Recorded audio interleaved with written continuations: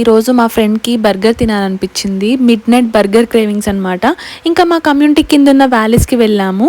ఇంకా సమ్మర్ వచ్చిందంటే చాలు చైనీస్ వాళ్ళు ఇలా బయట టేబుల్స్ వేసి సర్వ్ చేస్తారు. ఇదే వ్యాలీస్. చైనాలో వ్యాలీస్ కొంచెం ఫేమస్.